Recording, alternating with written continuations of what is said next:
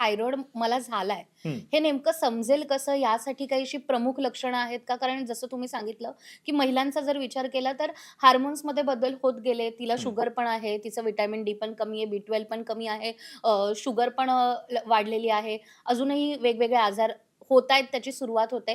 तर ह्या सगळ्यामध्ये थायरॉइडमुळेच मला हा त्रास होतोय. हे नेमकं कसं ओळखायचं? सगळ्यात पहिलं हे बघा, की थायरॉइड, हायपोथायरॉइडच्या केसेसमध्ये मॅक्सिमम पेशंटमध्ये हे सगळे सिम्प्टम्स काही नसतात, जे हं. पुस्तकात दिलेले आहेत किंवा Googleवर तुम्हाला मिळतात. हां. म्हणजे खूप थंडी वाजणं, अंग गळून गेलंय असं वाटणं, केसांचे प्रॉब्लेम, स्किनचे प्रॉब्लेम, मेंटल डिस्टर्बन्सेस, बऱ्याचशा पेशंटमध्ये हे सिम्प्टम्स नसतात. आता ज्यावेळी तुम्हाला असे काही सिम्प्टम दिसायला लागतात, हार्मोनल जर काही तुम्हाला सिम्प्टम दिसले, कारण थायरॉइड ग्लँड मी जसं म्हणलो, सगळ्या शरीराला गव्हर्न करते. तुमच्या हार्टपासून तुमच्या ब्लड वेसल्स, आर-बी-सी, तुमच्या शरीरातल्या सगळ्या रिप्रोडक्टिव्ह सिस्टम असेल, प्रत्येकाला ती कंट्रोल करते. कारण मेटाबॉलिक रेट म्हणजे काय, की माझ्याकडे साखर आहे, माझ्याकडे ऑक्सिजन आहे. जेवणातून साखर आली आहे, श्वसनातून ऑक्सिजन आलाय.